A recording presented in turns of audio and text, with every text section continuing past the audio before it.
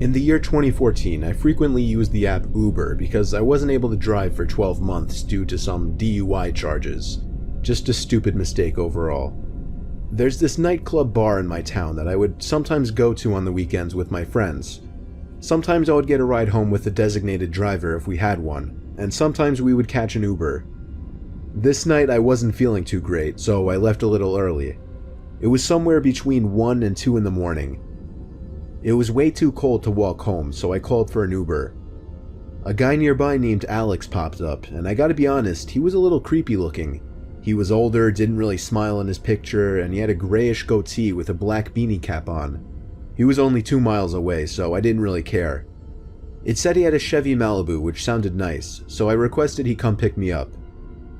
I waited on the bench outside the club next to the bouncer, who stood still like a statue, hands folded together.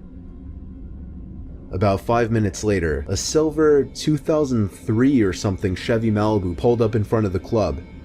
I stood up, a bit disappointed it was such an old, ratty-looking car. The guy didn't call me over or honk or anything, he just waited by the curb, so I got up and entered the back seat of the car. Right away, things got uncomfortable. He didn't say hello, he didn't shake my hand, he didn't even turn his head to look at me. All he said was in a very quiet voice, "Where are you headed?" To which I replied with my address.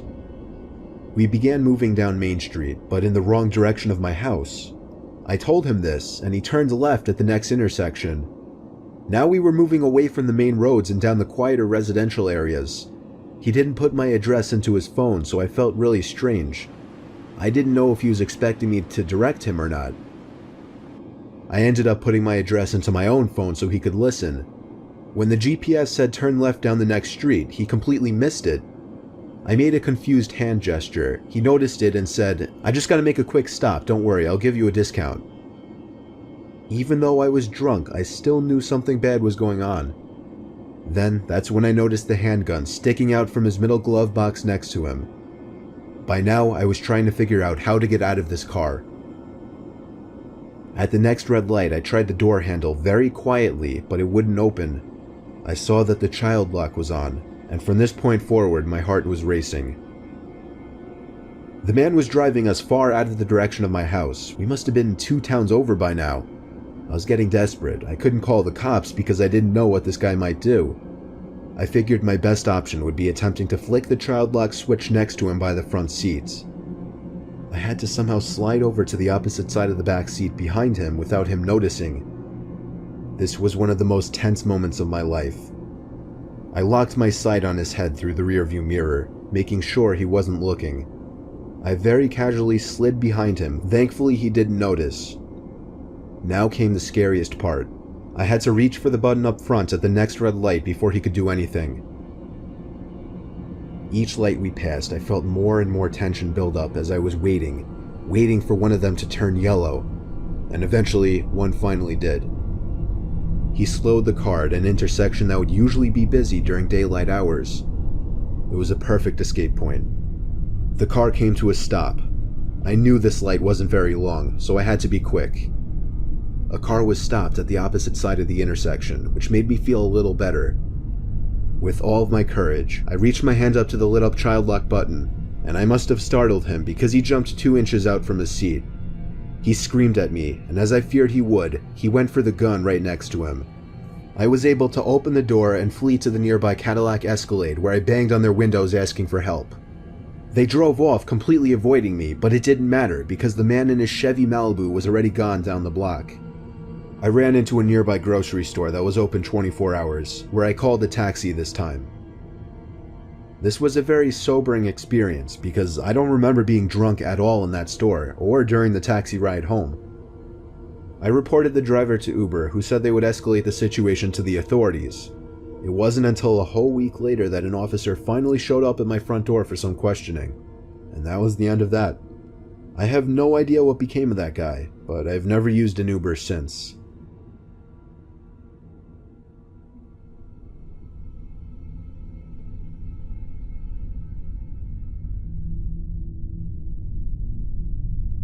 As a former Uber driver, I've dealt with a whole bunch of unpleasant characters, from the drunken groups of friends on Saturday nights, to the people who pretend to be handicapped to get free rides.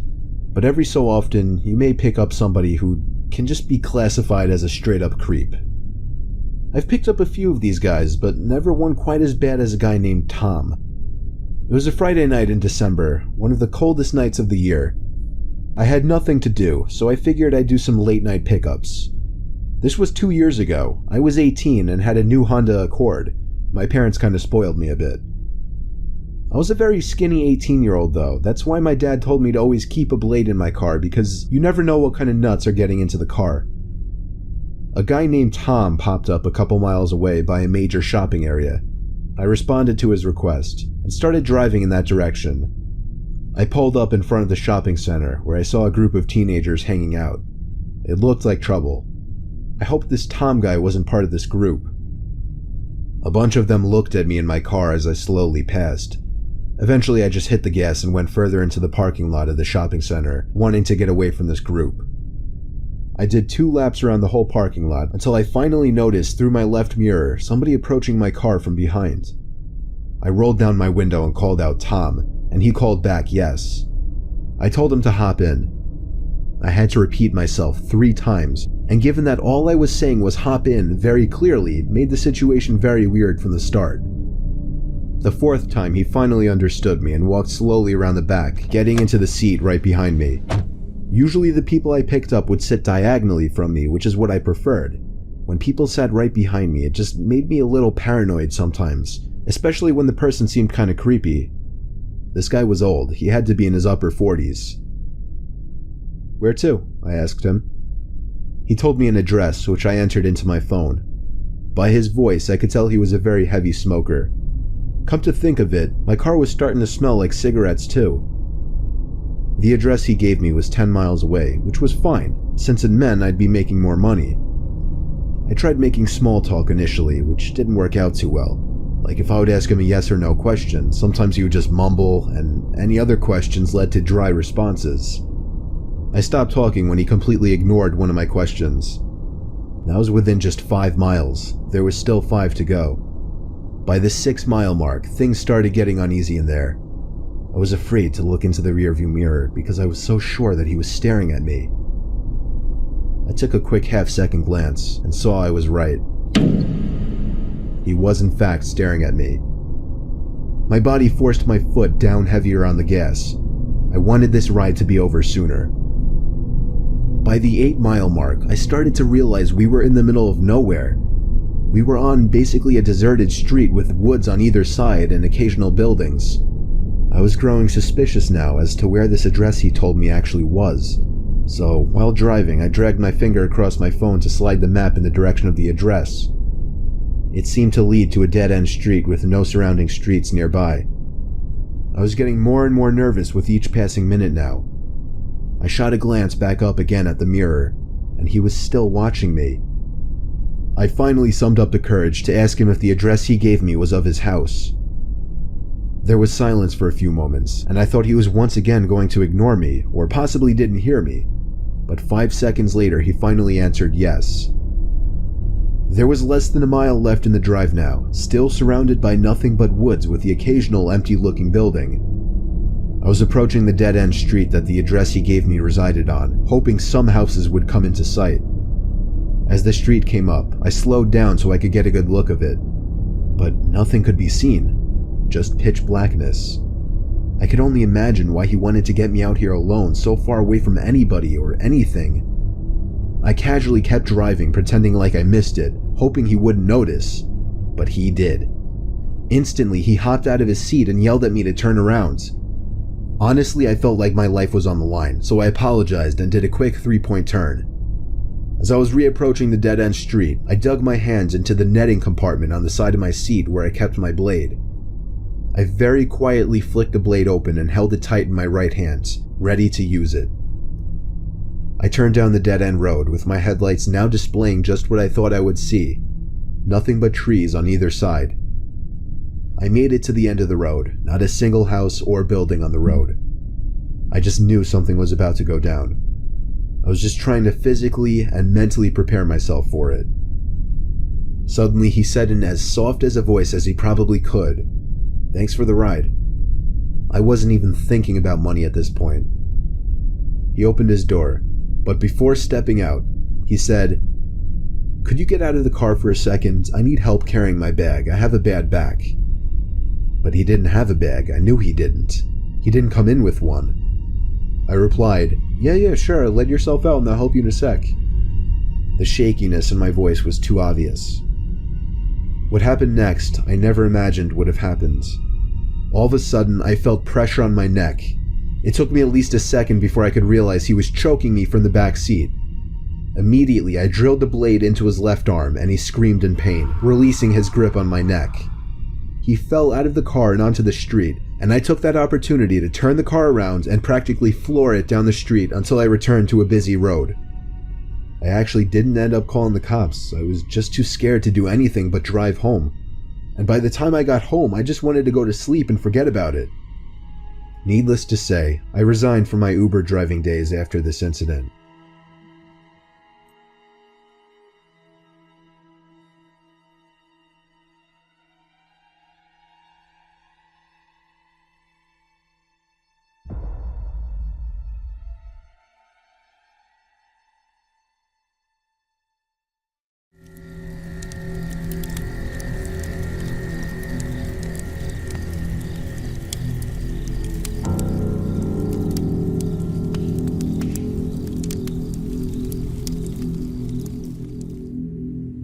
When I was a kid, my parents would sometimes bring me down to my aunt and uncle's place to stay for the weekend.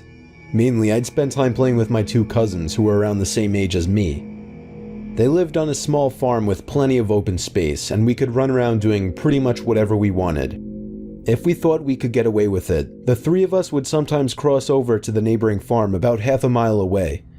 It had been abandoned for decades, with a scattering of derelict buildings and other structures still standing on the property, just begging to be explored.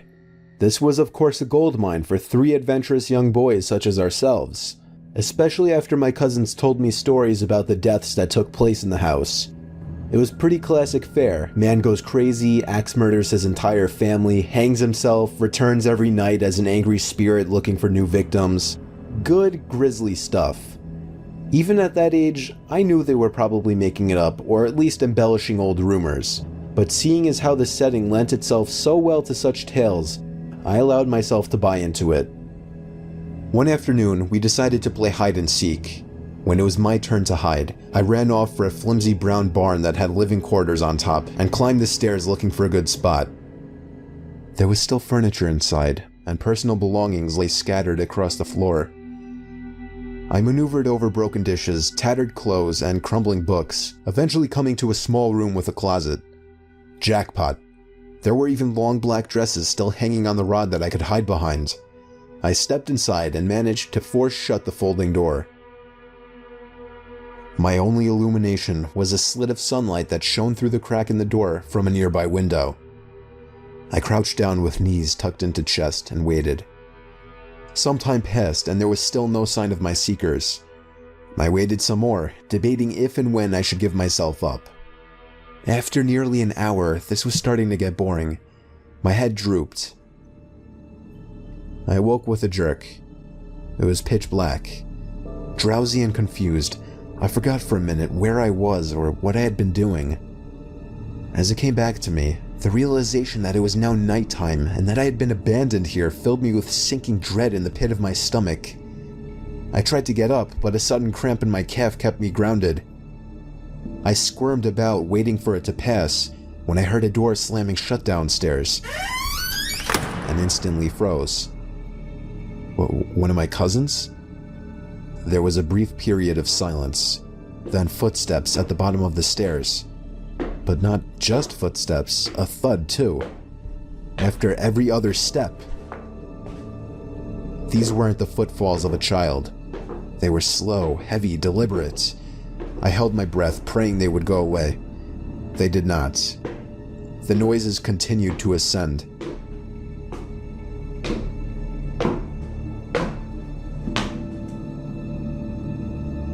After another moment of silence, the walking resumed. This time along with a steady scraping sound, like something heavy being dragged across the floorboards.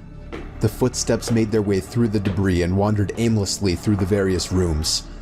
I thought I could smell something faintly putrid. The constant scrape sent cold shivers coursing down my arms and back. My worst fears were realized when the steps reached the bedroom doorway. They got closer and closer and finally stopped directly in front of the closet door. I couldn't see a thing. After an agonizing pause, they continued on over to the other side of the room and out the doorway again. They faded away down the hallway. I waited for what seemed like an eternity. There were no more sounds now, and I was trying to build up enough courage to open the door and flee. 3 things happened simultaneously just then. I was bombarded with a smell I can only describe as fresh roadkill. I heard raspy breathing behind me in the dark closet, and I felt hot breath against the nape of my neck. That was enough for me to hurtle myself out from the confines of that nightmare space, relying on memory and scant moonlight to navigate through the darkened house. All the while, I heard footsteps chasing behind me, closing in with terrifying speed. It was a clumsy, torturous escape full of trips and bumps and blind stumbling. I never looked back, at least not until I had burst out the front door and into the country night. And when I did turn around, I saw absolutely nothing. There were no more footsteps and nobody was chasing me.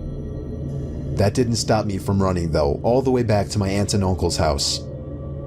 There was a police car in the driveway when I got back. My parents were there too, worried sick. Everybody demanded to know where I had been. Apparently, when my cousins still hadn't found me by evening, they'd returned home to tell their parents. Eventually, the police were called in and informed me that they had already scoured every building on the farm. The insinuation that I was lying about my whereabouts didn't go unnoticed. None of it made any sense. It wasn't until years later that one of my cousins filled in a final piece of the story.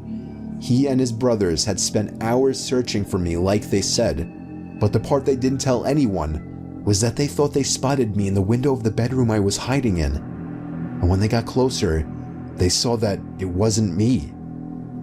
A young boy neither of them recognized was smiling and waving down at them and gesturing for them to come upstairs. That's when they ran back home. All of this while I slept in the closet.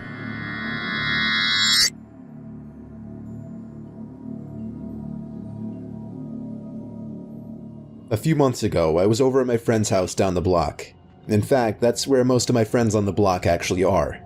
I'm 16 years old right now, the second oldest out of the group of kids down the block. There's Alan, who's 17, Dan, who's in the same grade as me but a little younger, Johnny, who's 14, Daniela, who's also 14, Nick, who's 13, and Tom, who's only 12 years old. There's a big age gap between some of us, but we're really the only kids on the entire block. Me and Dan were the closest friends, and we kind of just met all the other kids who lived around the area while we hung out originally.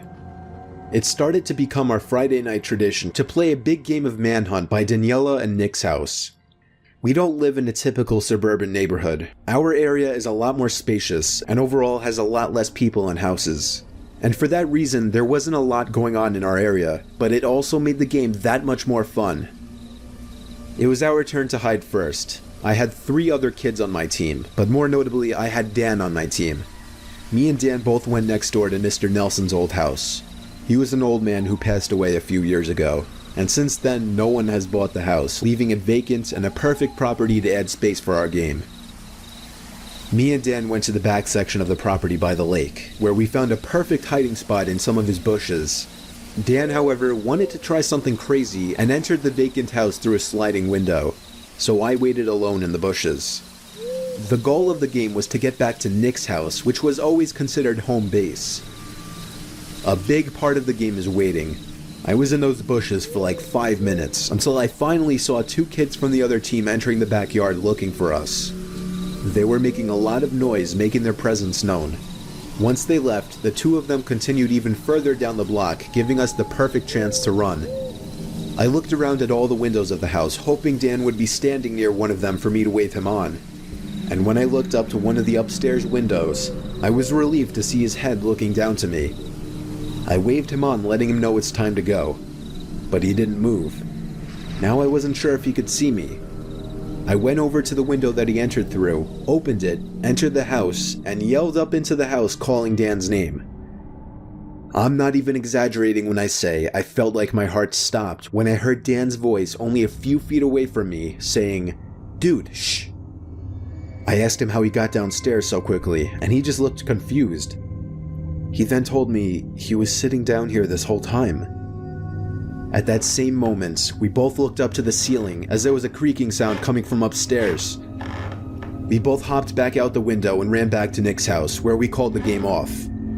We went to ask Dan's dad if somebody had moved into the home, but he was positive that nobody had lived there for 3 years. Me, Alan, Dan, and Dan's dad all went over to the house, where we entered the same way we had earlier. Dan's dad was familiar with the house as he used to be good friends with Mr. Nelson. He led the way upstairs into the bathroom with a window I had seen someone standing at. He flicked on the lights, and besides a crumpled up reddish-brown blanket on the floor, the room was empty. We went through the entire house and found nothing. Dan's dad really didn't know what to do from there, so he just said if any of us, including him, ever see anything or anyone in that house, we would report it to the police immediately. It's been a few months already and we haven't seen anything since, but I know that somebody, besides Dan, was in that house that night.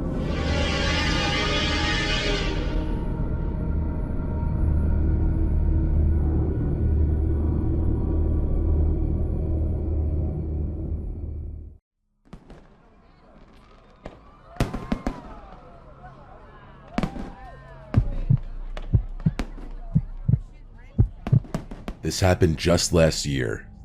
My buddy Jimmy is pretty involved and well connected within the music community. By music community, I'm more specifically referring to the dance/electronic music scene all along the East Coast, predominantly New Jersey and New York. It's actually pretty impressive what he and his team have been able to accomplish in just 2 years.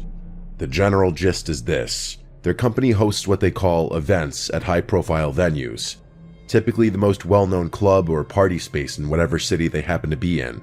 Then they outsource the talent, which, mind you, is typically a very well-known and sometimes borderline famous DJ. I'm not too involved or invested in that scene, so I'm not exactly sure who they've gotten to perform, but I will tell you that there have been some huge names in the mix. But enough context. Jimmy and I go way back. I'm talking 20 plus years. I've basically known him my entire life, and he's been my best friend for damn near most of it.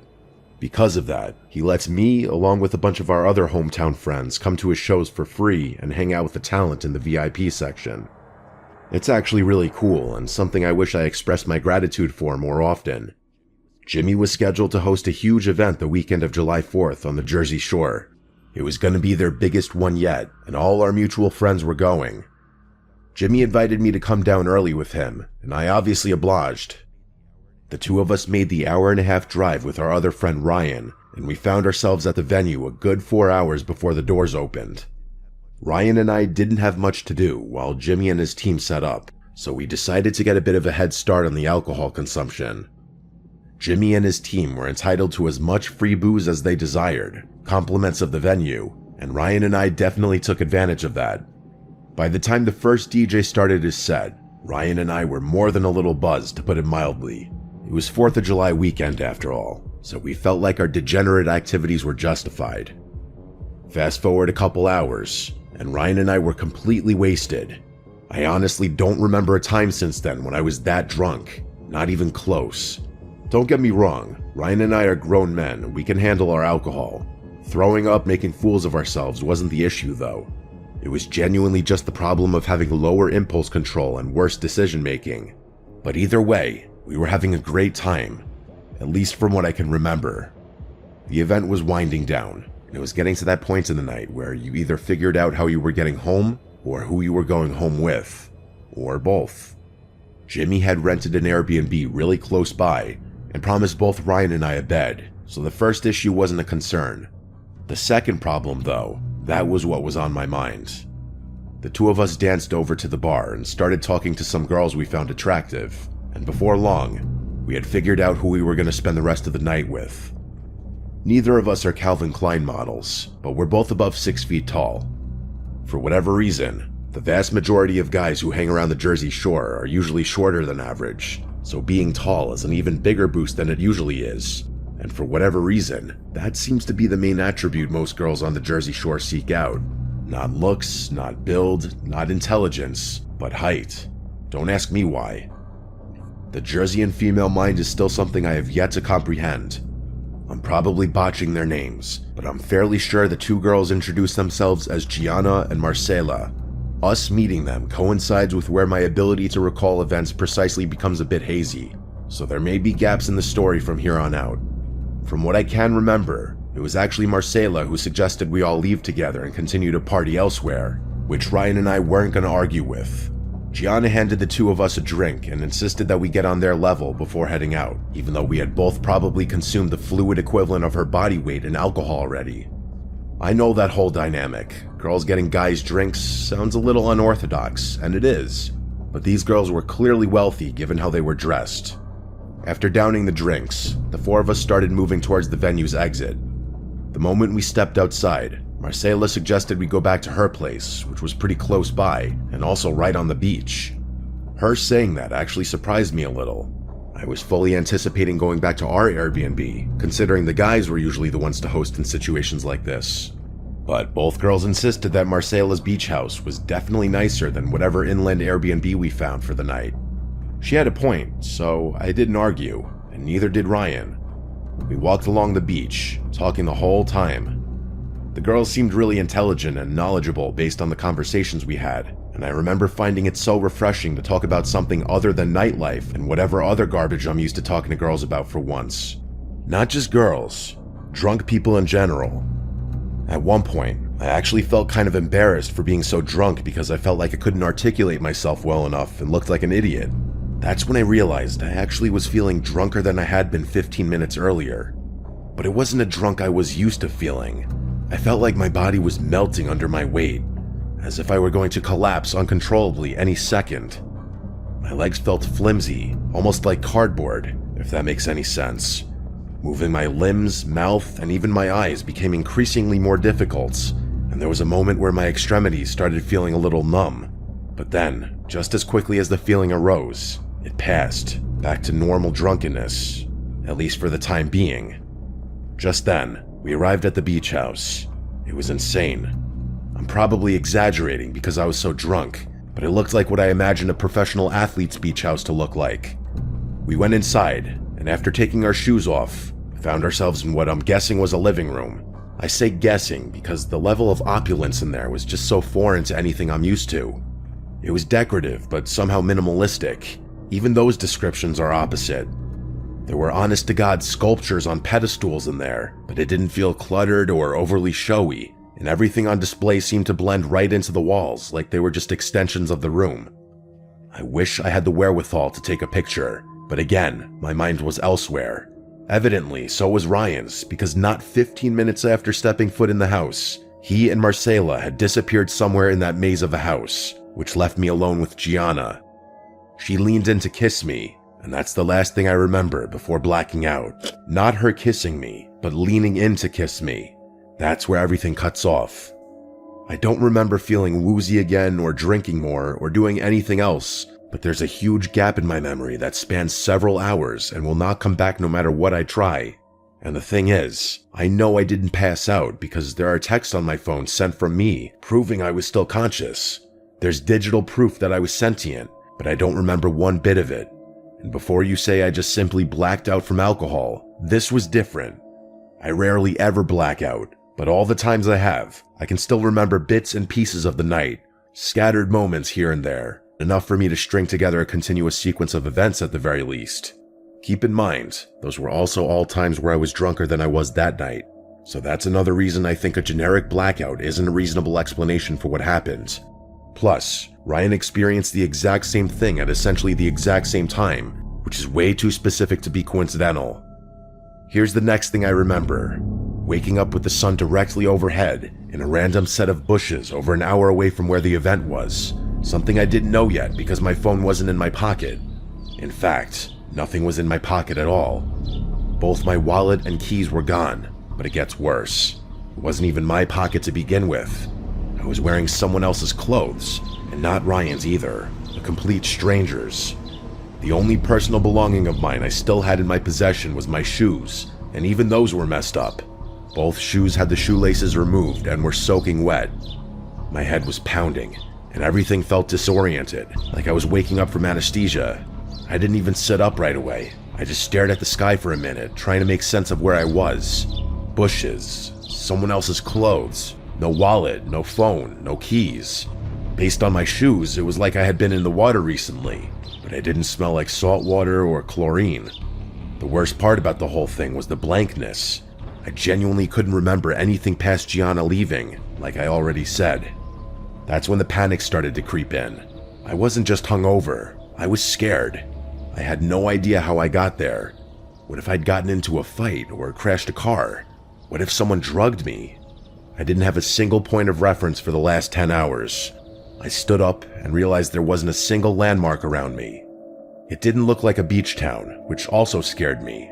The road ahead just curved into more trees, but just across the street, maybe a few hundred feet away, was a 7-Eleven. It was genuinely the only thing in sight, so I headed straight for it. I asked the guy behind the counter if I could use his phone, telling him that mine had been stolen. He stared at me for a second, probably debating whether or not I was trying to scam him, but then he slid it across the counter. The first number that came to my mind was my sister's. It was the only number besides my mom or dad's I still memorized, and there was no way in hell I was calling my parents. My sister picked up right away, and I tried explaining things the best I could. She ended up giving me Ryan's number, which I ended up calling several times, but to no avail. That's when I started wondering if what had happened to me happened to him too. Drugged, robbed, dumped in some random bushes an hour away. I was just about to call the police, when what do you know, Ryan walks into the same 7-Eleven. We just stared at each other for a second before dabbing each other up. He then told me his version of things, and you guessed it, it was the same story, damn near exactly. That sealed it for us. We called the police, making sure to thank the 7-Eleven worker profusely. Fast forward a few minutes, and we're now recounting our story to the police outside the store. To their credit, they took everything we said seriously, at first. But the more we told them, the more their questions started turning. Were we sure we didn't just drink too much? Maybe we wandered off and passed out somewhere. They weren't accusing us outright, but it was clear they weren't entirely convinced something criminal happened. I told them it was unlikely we would have drunkenly wandered into a town an hour away by foot, and I don't think they liked that remark very much. I gave them my sister's number and asked them to call her. She was already tracking my phone through Find My iPhone. To all of our collective surprise, my phone was showing up in the middle of a parking lot a few minutes' drive away. The officers agreed to drive us, and sure enough, both our phones were sitting on the pavement next to each other. While it was great to have my phone back, that only affirmed the police's theory that we had just been drunk. They started saying that we probably hadn't even been robbed, that we had lost our wallets the same way we had lost our phones. We tried convincing the police to check out the house Marcela brought us to, the one she claimed was hers, but they weren't having it. They told us we were probably just too drunk and didn't remember things correctly. One of them even said, "It happens more than you think." Then they gave us their cards and told us to call if we remembered anything else. It was actually shocking how reluctant they were to even connect us to other officers that would be willing to help. They told us to find a ride home since our phones were still charged, and they just left us there. After they left, I went through my phone for the first time, and things got even weirder. There were texts sent from me to a ton of people I knew. Jimmy, my parents, a few coworkers, even some girls I had been talking to. All normal sounding stuff. Stuff I might have said if I'd actually had a calm, coherent night. The texts genuinely sounded like me, but from a continuity standpoint, they didn't make any sense when considered all together. One message to Jimmy thanked him for the event and said we'd crashed at a buddy's place. One to my dad said we were safe and had found a couch to sleep on. There was another to a girl I'd been texting that just said something casual, like I was hanging out at home and thinking about her. None of those texts made any sense, and mostly contradicted each other. I realized I had a ton of missed calls and texts from Jimmy, so I called him. He sounded relieved to hear from me, saying he thought Ryan and I had died or something. He told us to stay put, he'd come pick us up. In the meantime, Ryan and I canceled all our cards, but interestingly, none of them had been used, despite the likely fact that they had been in those girls' possession for several hours. The entire ride home, we talked non-stop about what could have happened. None of it made any sense. Yeah, we had been drugged, that much was clear, but that didn't explain things. First of all, I don't know of any kind of roofie that has those effects, like an induced blackout. Everything I've read just said those drugs make you fall asleep, but again, I was conscious, as the texts confirm. Plus, why go to such lengths just to rob two random guys? Especially if you weren't going to at least even attempt to use their credit cards. Two guys who walked up to you, no less. And in such a risky place, too. Your own house. Or was it a house they had broken into? Both were equally risky. Jimmy thought we had been targeted, but like I just said, we had been the ones to approach the girls, so we couldn't have been targeted. And all this isn't even mentioning how or why we miraculously found ourselves in a random town an hour away wearing other people's clothing. As crazy as it sounds, both Ryan and I checked ourselves for incisions, thinking maybe some of our organs had been harvested, but there was nothing. Jimmy suggested that maybe they had just given us some exotic drugs, which I guess makes sense, but someone had driven us to that town, and someone other than those girls had switched clothes with us. We never got an answer, but it's not like we just forgot about the whole thing. Ryan and I ended up driving all the way back to the shore just to go looking for that house. We tried our best to retrace our steps, knowing that if we just walked along the boardwalk, we'd eventually find the house, since it was on the beach. And we actually did find it. The two of us walked up the walkway and rang the doorbell. An older man opened the door, asking us what we wanted. I did the talking. Not wanting to reveal too much or potentially incriminate myself, I simply asked him if a girl named Marcela lived here, or if he had a daughter or granddaughter around our age. He gave me a hard no, and I made up some BS story that there was a girl who lied about owning this house, which he actually found pretty funny. And that was that. I would be lying if I said I didn't walk away from that house with a sick, unsettling feeling in my stomach. I can't even describe it as fear, just a sickening discomfort, like something truly awful had happened to me and my friend that night, and I'd never get to the bottom of it. For a long time after that, I was convinced those girls had been involved in something much, much bigger that neither me nor Ryan could even conceive. That maybe they had been planning to kidnap or kill us, and decided not to go through with it at the last second for whatever reason. I know I'll never have an update, but if something else happens, I'll definitely send something.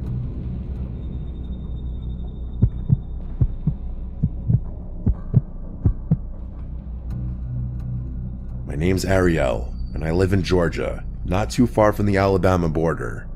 Several summers ago, I made the drive out to this small town in Alabama for a 4th of July cookout my college friend Isabel was throwing.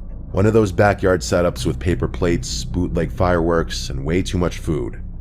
It was one of the better nights I'd had in a while. Good people, good energy, kids running around with sparklers, that kind of thing.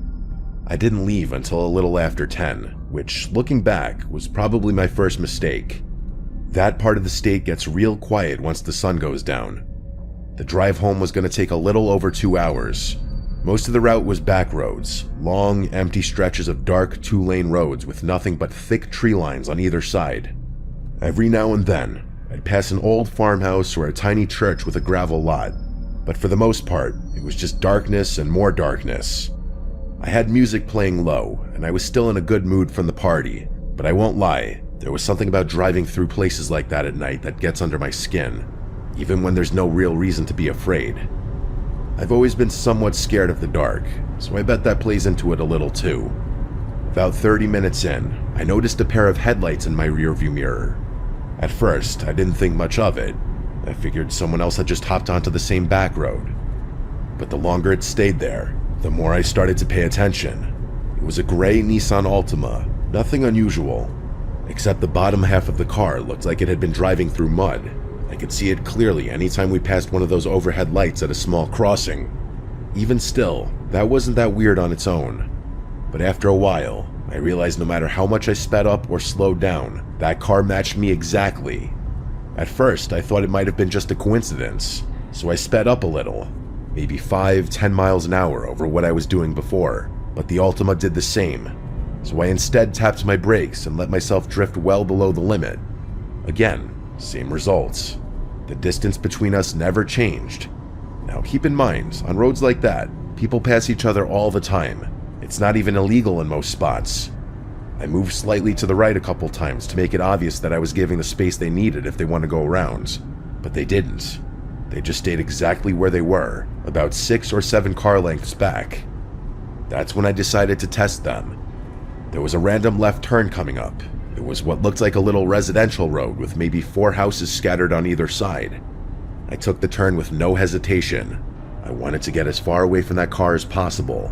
But about 10 seconds later, the car actually turned off and made the same left turn in the middle of nowhere. There was about a 0% chance they belonged on that road. At that point, I knew for a fact they were following me. It wasn't even up for debate anymore. I got this really sick feeling in my gut, like I was in genuine danger. For all I knew, I probably was. By then, my heart was beating through my chest, the same way it would if someone had a gun to my head. I don't know why, but that's the easiest analogy I can think of. I just felt so helpless out there in the middle of nowhere. I had no idea what that person wanted or why they were locked onto me, but none of the reasons I could think of did anything but terrify me. I just wanted to get somewhere safe and somewhere public, with lights and people. As if on cue, I heard that god-awful chime that indicates a near-empty gas tank. I swear to God, I've never felt so powerless. My car's old. It's a 2012 Corolla that's been through more than its fair share of problems. Sometimes the gas light gives me 20 miles. Sometimes I'm lucky to get 10.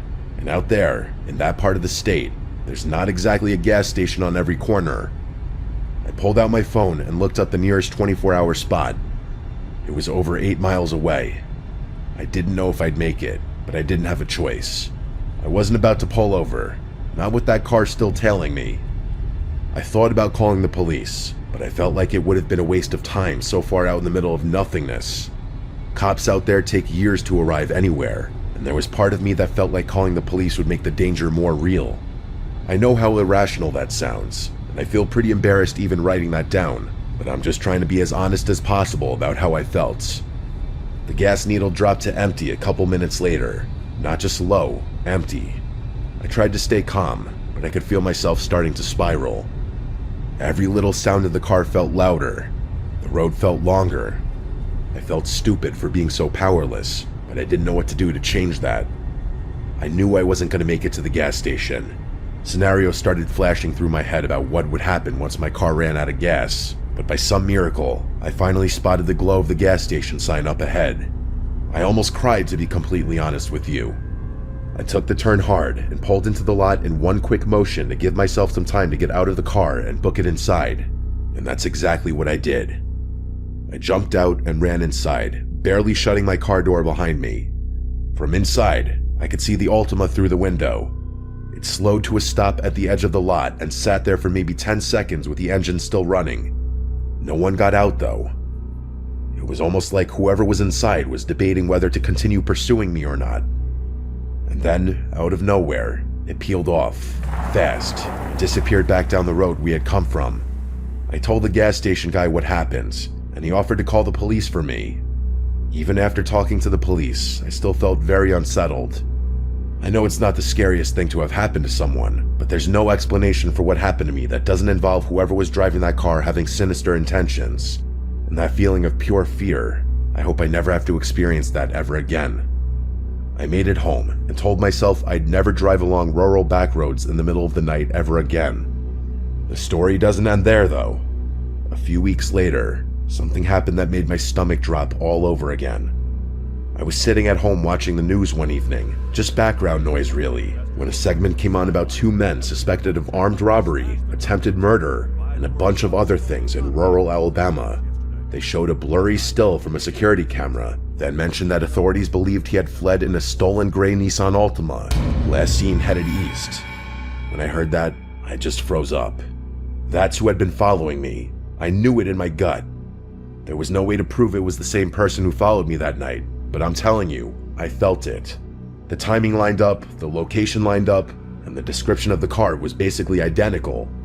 I immediately told my story to the police, and that's when it really all hit me. My own stupidity could have prevented 2 extremely dangerous men from being caught. I will never forgive myself for not calling the police sooner, and it's something I actually think about pretty often. I never got an update from the police, and I never heard anything about the incident on the news. If anything ever changes, I'll send an update.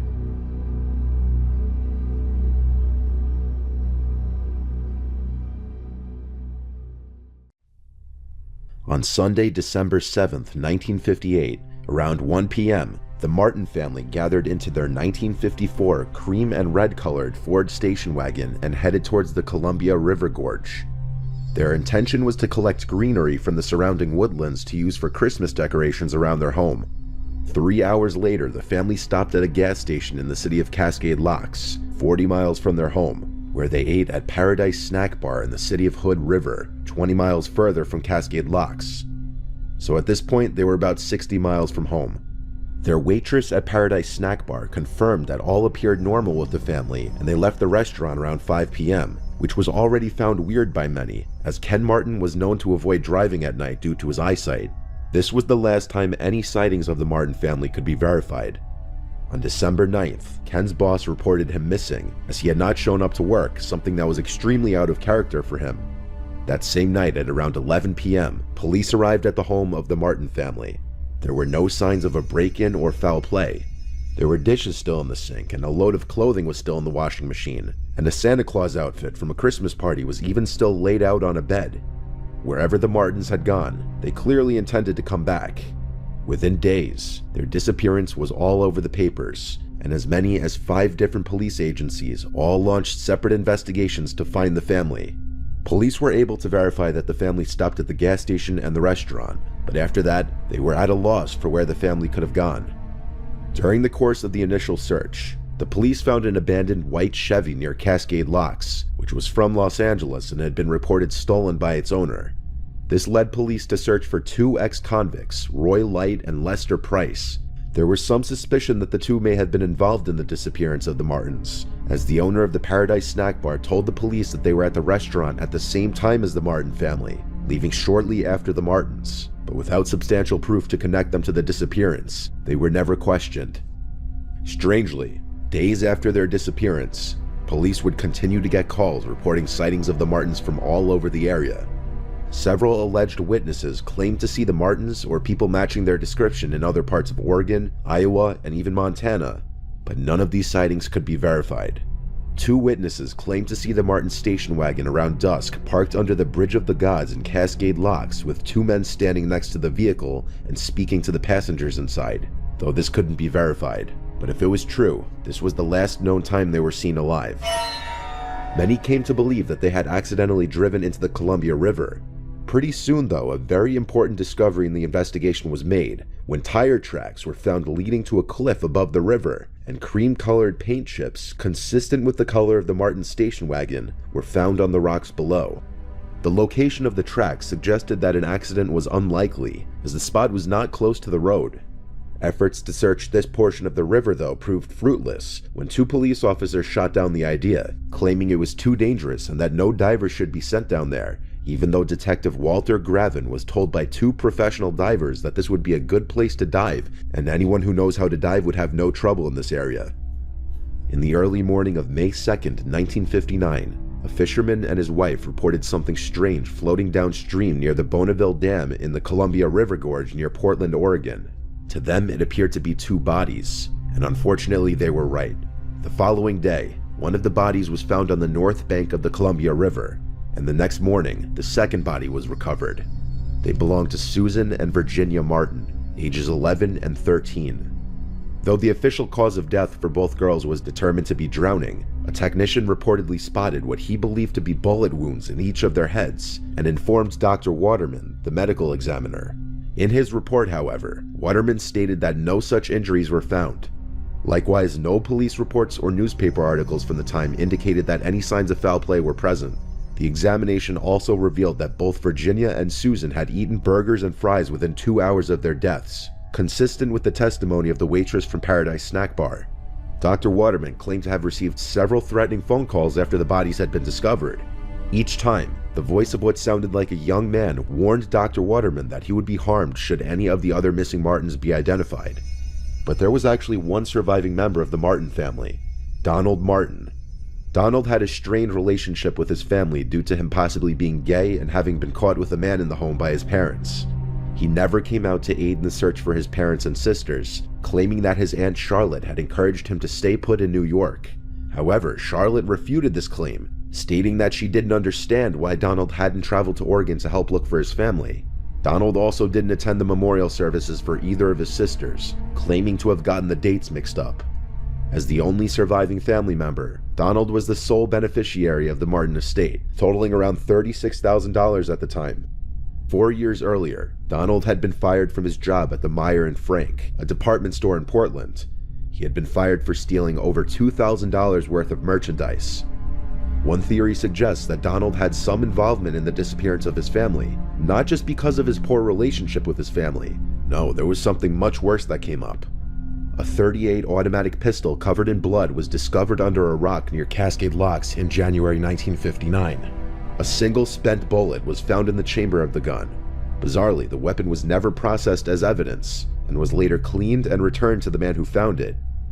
When investigators traced the gun's serial number, they learned it was one of the items Donald Martin was accused of stealing from Meyer and Frank back in 1954. Despite this, Donald was never outwardly accused of having any involvement in the disappearances. To this day, Ken, Barbara, and Barbie Martin's bodies remain unfound, along with their vehicle. The next case is much more modern, and follows a young girl named Kanika Jenkins. On September 8, 2007, Kanika told her mother she was going out with some friends. She lied and said they were going bowling and then to see a movie to celebrate her getting a job at a nursing home. Kanika borrowed her mother Teresa's car and left the house around 11 p.m. That was the last time Teresa saw her daughter alive. Kanika was born on May 27, 1998, in Chicago. She was a smart and responsible girl with a bright future according to friends and family, and she had a very good relationship with her mother. The night in question, Kanika and her 3 friends actually went to a party on the 9th floor of the Crown Plaza Chicago O'Hare Hotel in Rosemont, Illinois. The group could be seen entering the hotel around 1 a.m. through security footage. The friends posted videos to their Snapchat stories and Facebooks during the party, but they were clearly not having a good time, stating that the males were aggressively flirting with them even after telling them to back off. At around 1:30 a.m., Kanika sent a final text to her sister, the last time her family would ever hear from her. Around 3 a.m., the girls decided to leave the party. In the hotel lobby, Kanika realized she had left her belongings, car keys, and cell phone back in the room. Kanika's friends left her alone to go retrieve her belongings since Kanika was too intoxicated to even walk straight, but this was a terrible idea. The group returned to where they had left Kanika, and she was gone. The friends searched the hotel trying to find her, but had no luck. Between 4 and 4:30 a.m., they decided to call her mother Teresa to let her know they couldn't find her daughter. They asked if Kanika had maybe gone home without them. When they learned that she hadn't, they drove to Teresa's house and brought her back to the hotel to continue searching. Teresa didn't believe Kanika's friend's story, and she could tell that they had been drinking and were possibly under the influence of drugs. When she asked Kanika's friends if she had anything to drink, they told her that she had 1 drink. Kanika's mother grew extra worried because she knew Kanika couldn't handle alcohol, and even a single drink would be too much for her. She asked the hotel's front desk for help, but they refused. She requested to see the security footage, or for a security officer to look at it to figure out where her daughter had gone, but they told her only the police could look at the tapes. At 7:15 a.m., Teresa called 911 about her missing daughter, but at this time, the dispatcher told her that Kanika was probably passed out drunk in a random hotel room and to go home, relax, and give it till morning. The next day, Kanika was officially reported as missing, and a police investigation began around 1:15 p.m. the next day, on September 9th. Hotel staff claimed they looked at the security footage and didn't see anything, oddly enough, and you're about to hear why. Police searched the hotel and surrounding areas, but came up with nothing. Around 10 p.m., an officer decided to look back through the security tapes in case something was missed. Sure enough, he discovered Kanika stumbling around the hallways of the hotel lobby around 3:20 a.m., and she was so intoxicated that she could hardly walk. After this, the police sent out a second search team to follow her last known steps. After stumbling her way through multiple floors and hallways, Kanika found her way to a kitchen that was under renovation and not in use. The last known footage shows her walking through this kitchen back towards the freezer. This freezer had a cooler in front, with a second door leading to the freezer area. The video does not show her walking into the freezer, but it's speculated she opened the door, walked in, and never came out. Police found her frozen solid dead body inside of the freezer. Others speculate that the hotel had something to do with her death, and that her placement in the freezer is a cover-up. Some people believe she was lured into the freezer by someone working at the hotel and locked her in. Some say she was killed off camera, put in a black garbage bag, and dumped into the freezer to make it look like she stumbled into the freezer on her own. A lot of people believe the hotel might have had a motive to cover up whatever happened to her, because the party being held at the hotel was paid for using stolen credit cards, and there was underage drinking and illegal drugs inside the room. The hotel knew about the party, as they had received several noise complaints but did nothing to stop it. Was the hotel trying to hide the truth about Kanika's death so they wouldn't get in trouble for having an illegal party at their hotel? Or was her death simply an accident?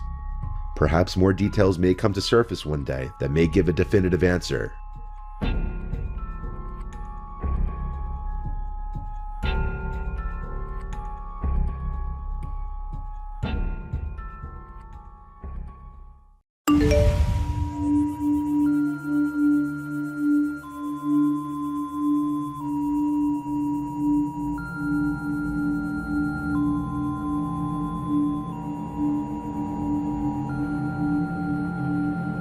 I'll never forget the first time I used Tinder.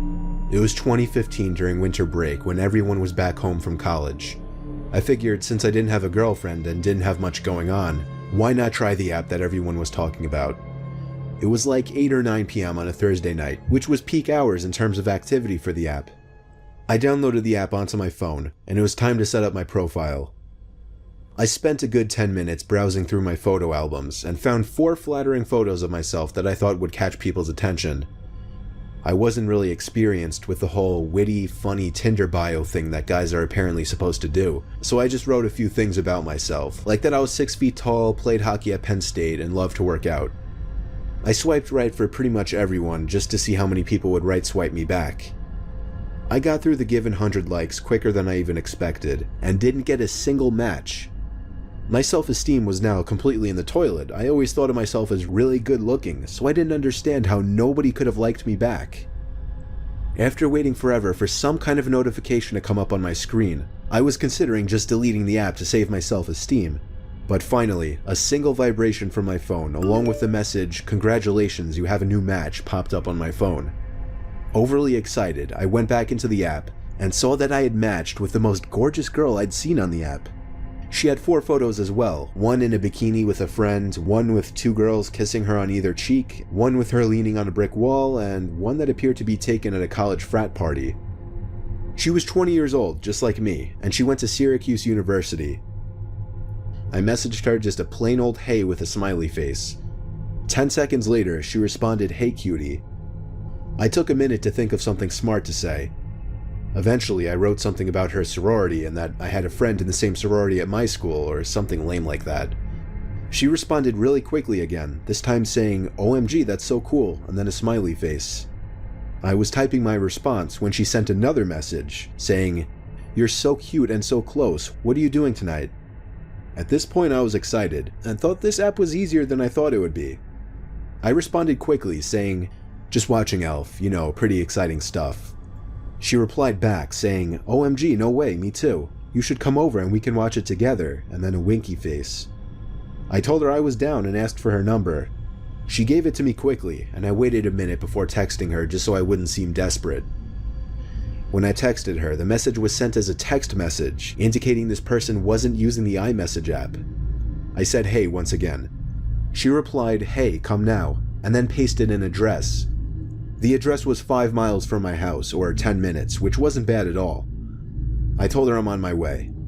Before leaving, I told my mom I was going out and left. The address was on the quieter side of town, not necessarily a nice kind of quiet. I pulled up to the house. It had a decent location privacy-wise. Across the street were one of those huge pieces of land surrounded by trees that was dug out deep to collect water during rainfall, and the neighboring houses were kind of spaced out. A red flag went off in my head when I noticed 2 cars in the driveway. I texted her saying I was there, and she replied, "KK, go around back, the front door is loud." I replied, "Are your parents home or something?" But she didn't answer this time. I got out of the car and slowly walked around the house, noticing there was no fence to separate the front yard from the back. There was a window on the side of the house, and as I passed it, I realized there was an opening in the blinds. Someone was holding it up. But as soon as I noticed, the blinds fell back into place. I texted her again, saying, "Was that you at the window?" No response. This was a little creepy now. I continued walking slowly to the backyard, thinking that I could hear sounds coming from back there. For example, the brief sound of a yard chair scraping against the concrete. I became so nervous to turn that corner into the backyard that I froze at the edge of the brick wall, and just ever so gradually poked my head around the corner to see if anyone was in the backyard. As far as I could tell, nobody was back there, so I walked to the back door. It was a really old sliding glass door, so I could partially see into the house. Another thing I realized just then that raised more red flags: not a single light was on in the house. You know what, I told myself I'd text her one more time, and if she didn't respond, I was out of there. I took out my phone and texted her, saying, "I'm at the back door, where are you?" She responded within 10 seconds, saying, "Come in." I wasn't comfortable entering that house. I decided to call her for the first time, but after entering the number, the screen said "Text Now audio call." Text Now is one of those iPhone apps that allow you to use a fake phone number for calls and texts. That meant this whole time, whoever this was using a fake phone number. However, the most disturbing part of this was when I heard the sound of a ringtone coming from right behind the glass door, as if somebody were leaning against the wall, hiding. And now as I looked more closely into the house, I could see the glow from a phone screen right next to the door, which confirmed that somebody was hiding there. I didn't run. I tried to draw as little attention as possible by simply walking back around the house in the opposite direction I came from to avoid being seen through the door. When I was out of possible view, I ran full speed to my car and drove home. I didn't check my text until I got back home. I had 15 new messages waiting for me, about 12 of them asking where'd you go, why'd you leave, come back, and so on. The last 3 were more disturbing though. The first of the last 3 messages said, "I'm not actually a 20-year-old girl, but I'm sure you figured that out by now." The next one was, "No laws were broken, LOL, good luck." And the last one was, "I know exactly what you look like and I have your number." I blocked his fake number and went to report and unmatch him on Tinder, but he had already done that. The whole thing was something straight out of a nightmare, but luckily I never got any calls or texts from anyone suspicious, and I was able to forget about it quickly. I've used Tinder a few times since then, but just for fun. I've never actually made an effort to go out and meet anyone from the app ever again.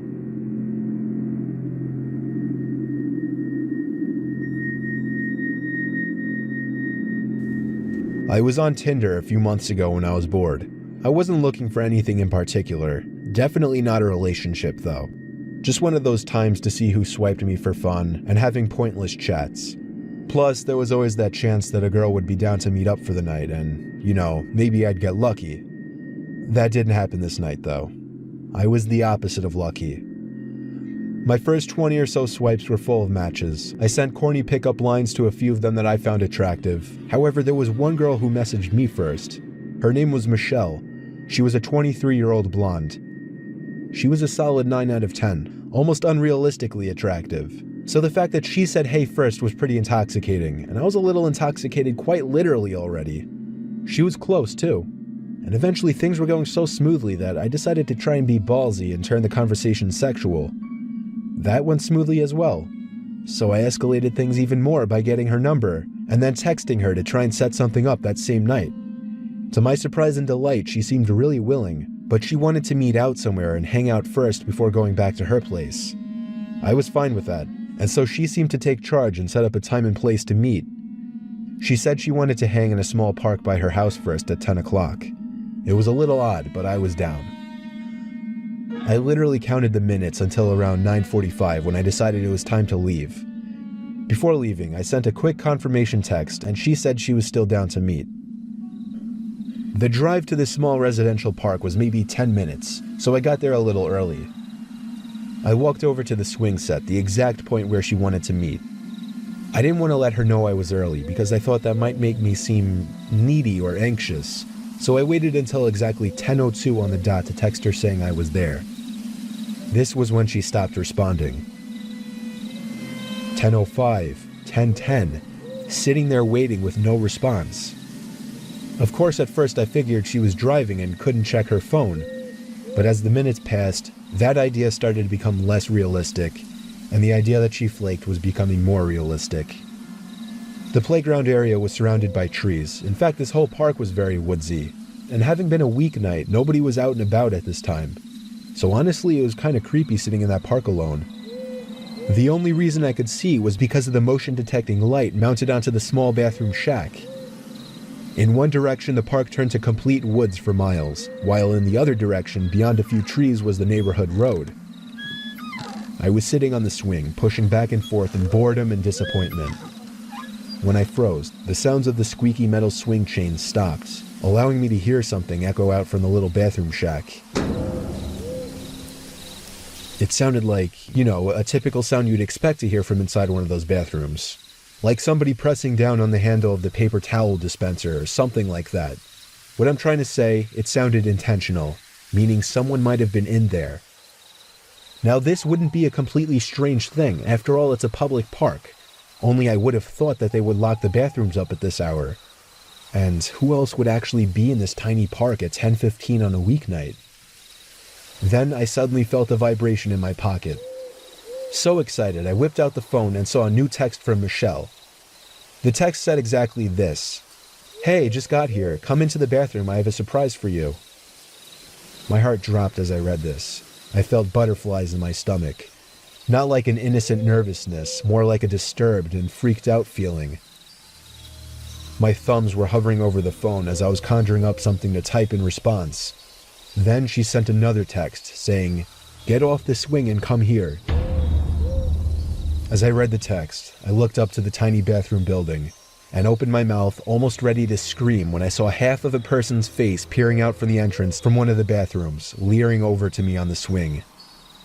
Only for maybe half a second did I actually see a good portion of their face though, because they slowly moved out of sight. To be honest, in the heat of the moment, I couldn't even tell if it was a male or female. But I knew something bad was going on, and I knew I was disturbed as hell by this situation. So I got off the swing quietly and tiptoed away from the playground. When I was far enough away, I ran for it back to my car. That run back to my car itself was one of the most horrific experiences of my life, because I had the constant fear of somebody chasing me in the back of my mind. As soon as I locked my car, I was able to pause for a breather. But up until that point, nothing compared to the gut-wrenching fear that I felt when I took one last look into the park and saw a grown man emerge from the trees running towards my car. I turned the key in the ignition and practically threw the car in drive before it was even fully started. When I was halfway down the road and looked back, there was nobody in the street. When I pulled into my driveway, I sat there for 10 minutes, thinking and reflecting. I felt like I had become a changed person at that moment, like I knew what it truly felt like to appreciate life after having my life threatened. I deleted my Tinder account and then deleted the app. I didn't tell any of my family members besides my older brother. I've had a girlfriend for the past 2 months, so luckily, I don't even have to think about using that app anymore.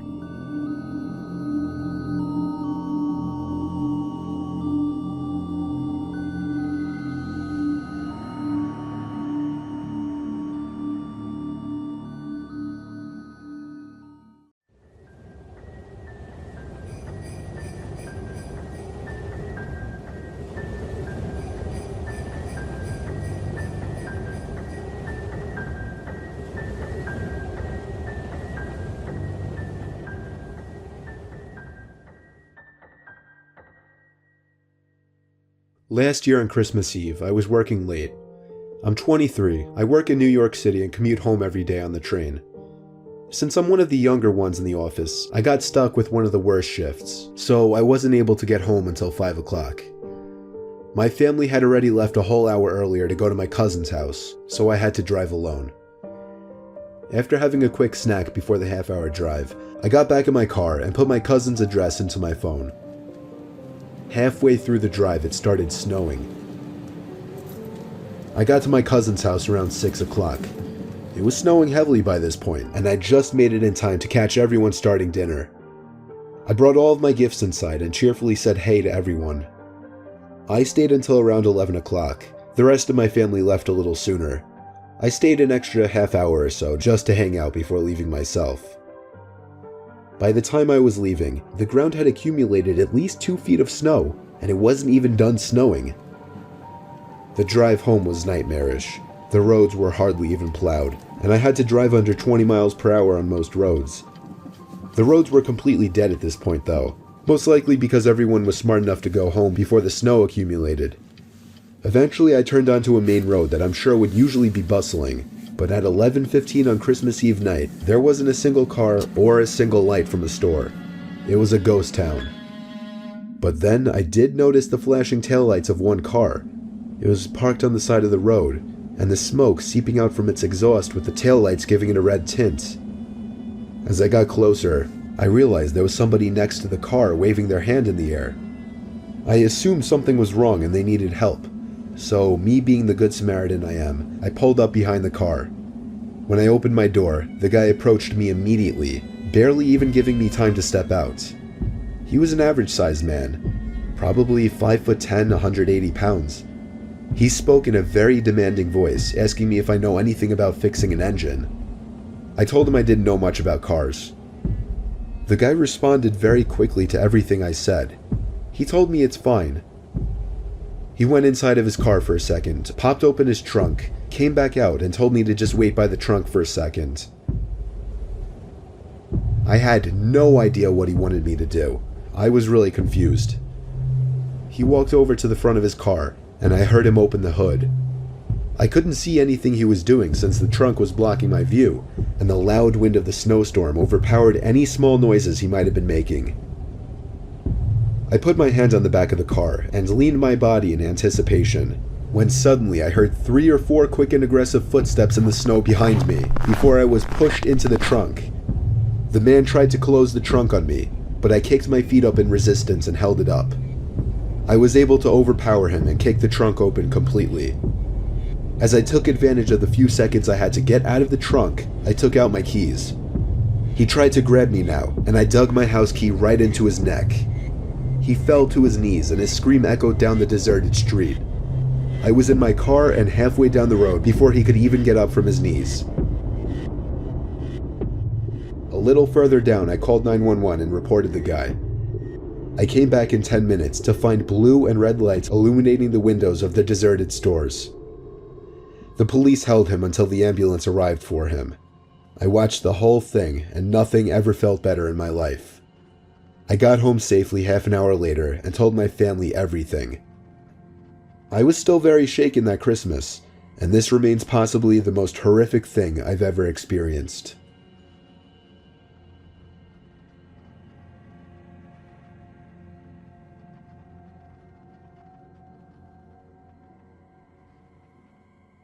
It was Christmas Eve, 2009.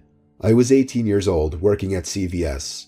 Unfortunately, I got stuck with a closing shift on Christmas Eve, meaning I'd be the only one there until midnight.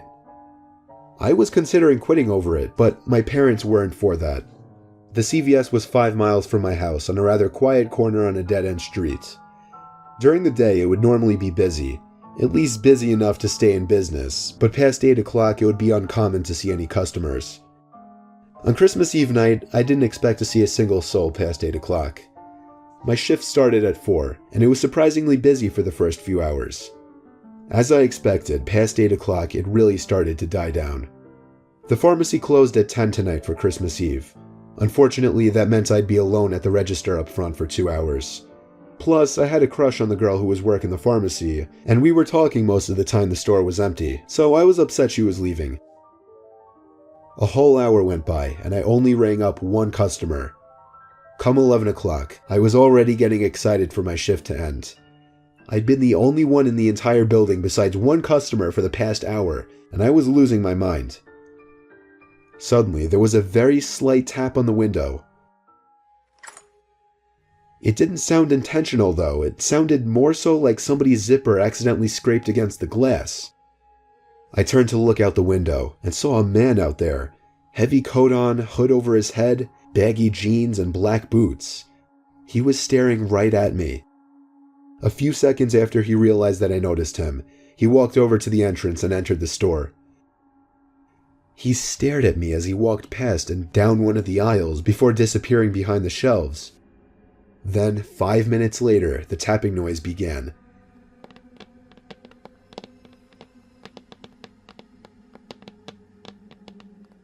It sounded like it was coming from one of the aisles.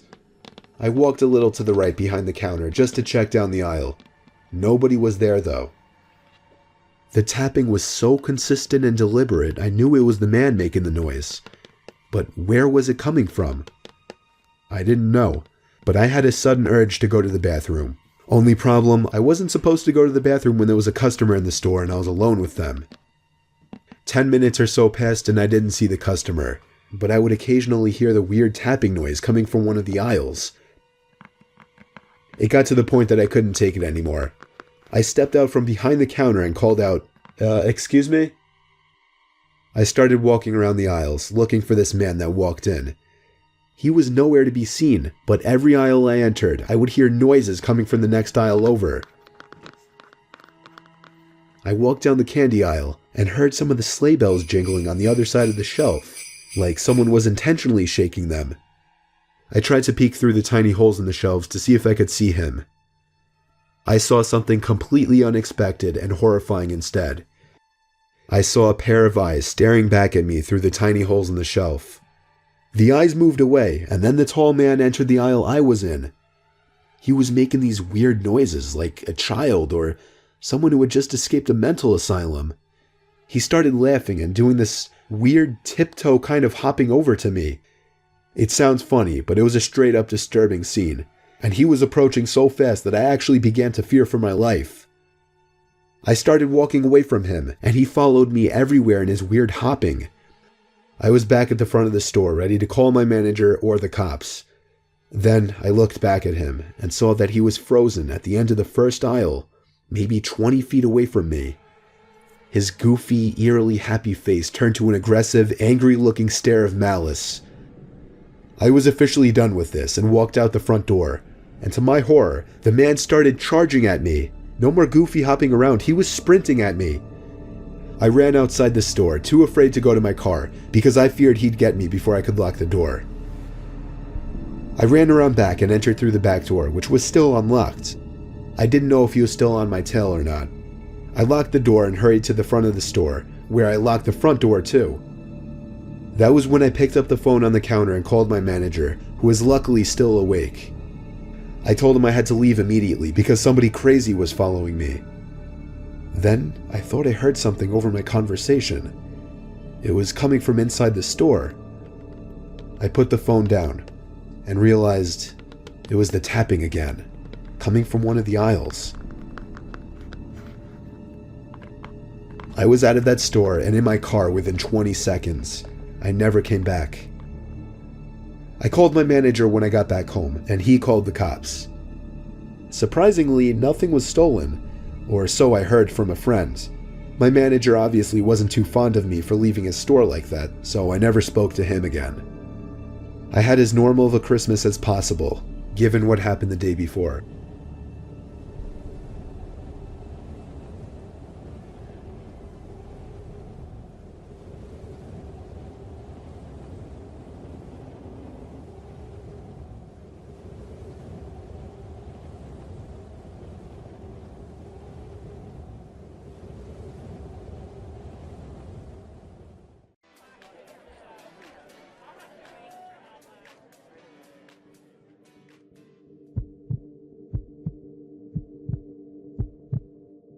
It was Memorial Day weekend, so my friend group rented a lakefront house for the weekend 3 hours away from home.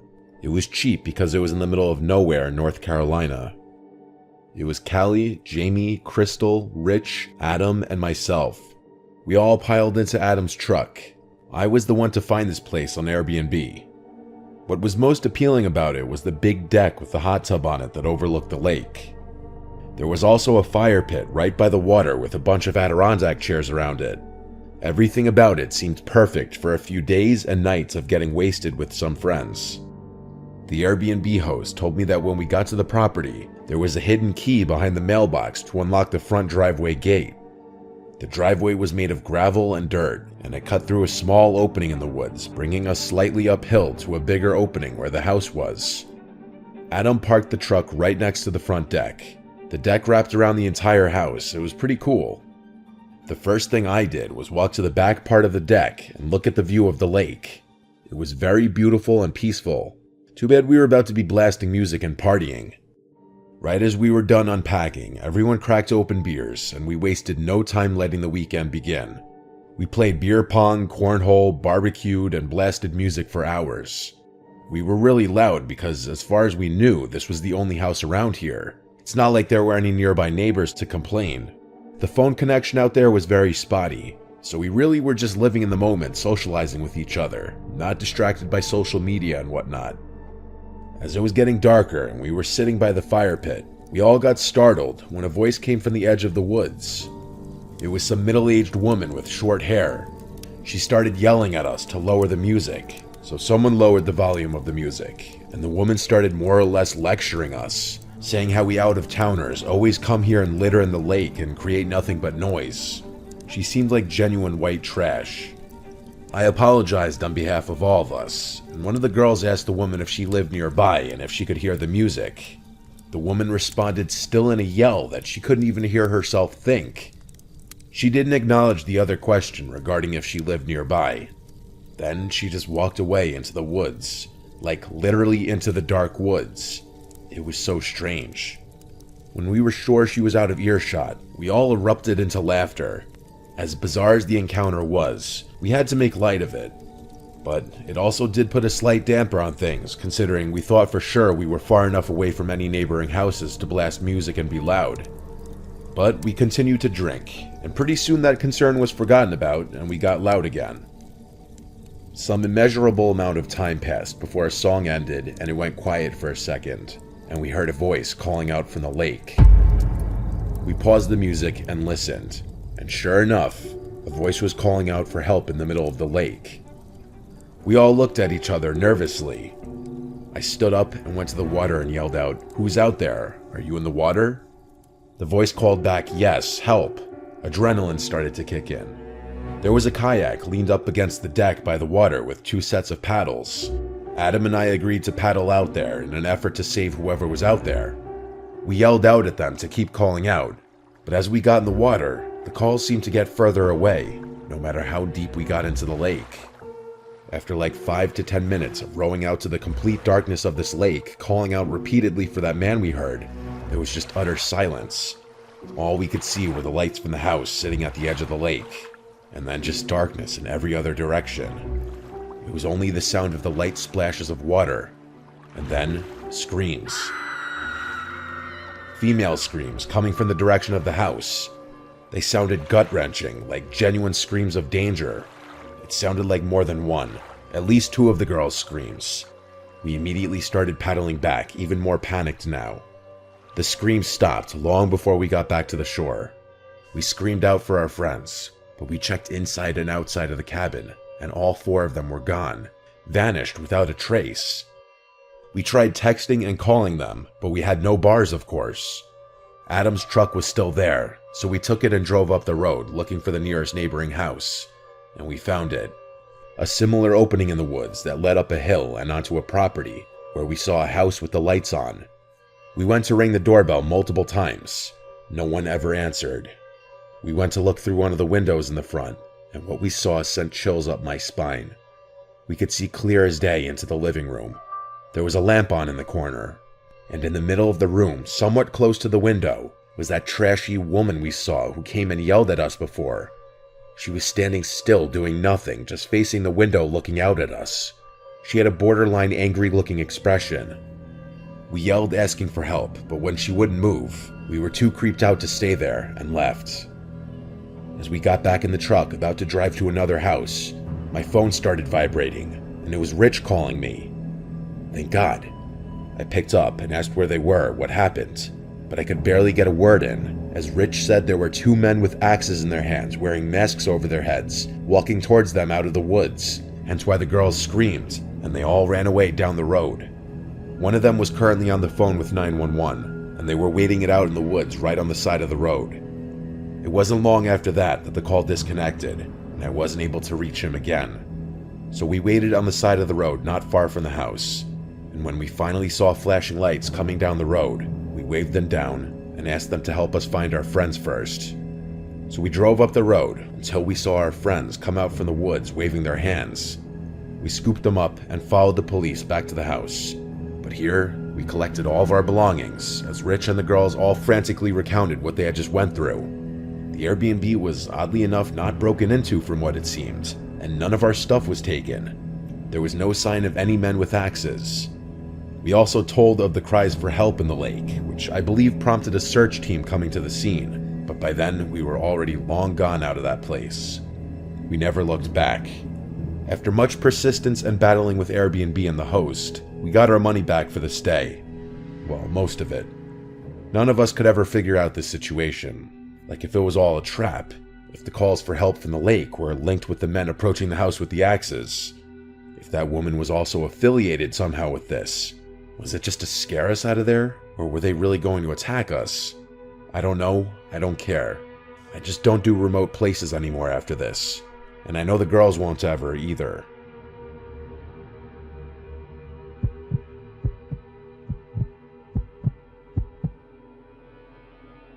It was Memorial Day weekend of 2021. The world was recovering from COVID. Everyone was looking to celebrate. That included my friends and I. Our friend Jacob has a really nice big boat. Well, his dad has a big nice boat, but Jacob gets to use it. The lucky bastard was born into a lot of money. We do reap some benefits from being friends with him, though. Out in the bay was a big boat meetup planned for Memorial Day, so our core group, Tony, Mikey, and I, all met up at Jacob's house on the water, and we took the boat out from there to meet up with Jacob's other boat friends. There were a bunch of boats tied together in a shallow part of the bay, and everyone was hopping from boat to boat and walking around in the water with drinks in hand. I was getting really drunk along with everyone else, and unfortunately, I'm including Jacob. No one really realized until it was too late that he had way too much to drink, and he was not okay to drive the boat back home. I told him to sleep it off in the cabin, so he went down to sleep. It started to get dark after so many hours of drinking and mingling with other boat people, and one by one, the other boats left. We were the last boat left, just the four of us. I went to go check on Jacob, and he was knocked out still.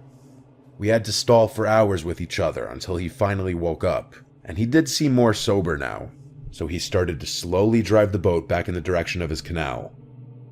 On the way, we noticed the lights of another boat seemingly following us. Jacob started freaking out, thinking it was the Bay Police. He didn't want to do anything suspicious like speeding up or slowing down, anything that might draw attention, so we kept our speed steady. We made it to the canal, and he lives about 5 minutes up the canal. The boat behind us was still following us up the canal. Jacob was really starting to freak out, worried he'd get a DUI and lose his license, and of course his dad killing him. The canal's a no-wake zone, so we had to slow it down even more as we went down the canal. The boat behind us was catching up to us.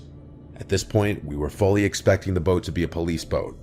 We started discussing a story to stick to, that we took the boat out and just hung out on the bay.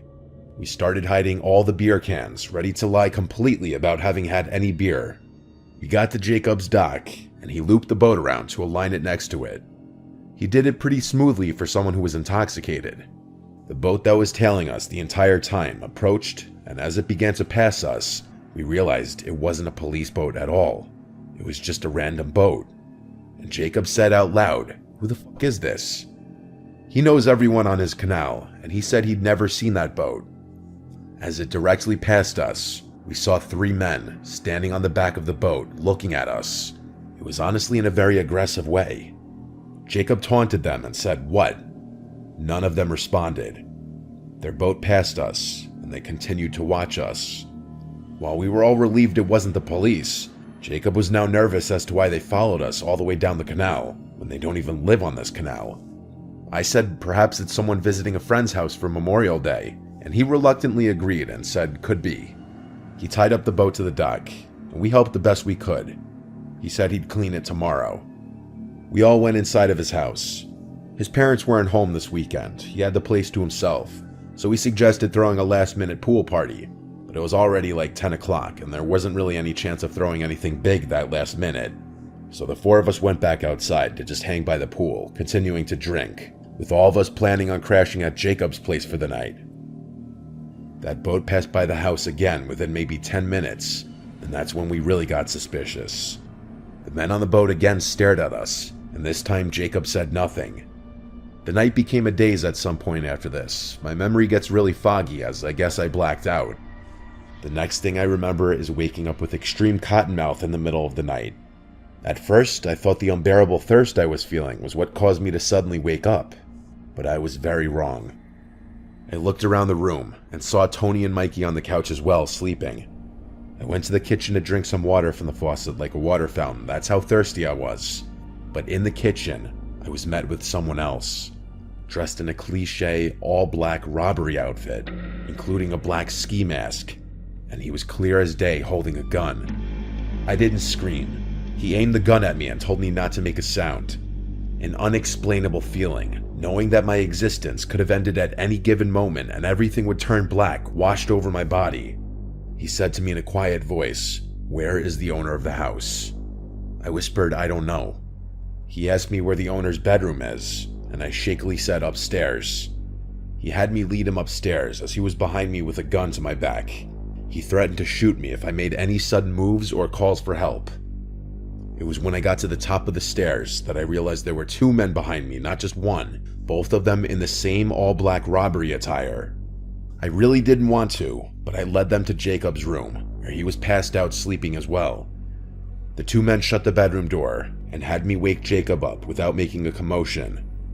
Jacob came to reality, looking around the room, and momentarily freaking out before one of the men got closer to him with the gun in his face, telling him to be quiet. This was when the man with the gun pointed at Jacob demanded to know where the safe was. Jacob's family's loaded, and their house is huge, along with their boat, and it's common for rich families to have safes somewhere in the house. Jacob led the two men and myself to his dad's room, to a certain closet, and at this point, they forced him to call his dad to get the combination. Jacob explained to his dad that we were being held at gunpoint and he needed to give the combination, and so Jacob's dad complied. The two men took all the contents inside of the safe and put them into a bag. This included savings bonds, cash, jewelry, and various important documents. After this, they ran out of the house. We didn't hear a car speed away or anything, so they must have had a getaway vehicle further away, not on the block. But after posting on multiple outlets, including the Ring Neighbors feature, and reporting it to local news outlets, no one really could identify the two men. I think it's fairly safe to say those men on the boat followed us to find out where Jacob lived, since it was a very nice boat, and they must have seen potential dollar signs. I'd never been so scared in my life. I actually could have been killed if I made one wrong move.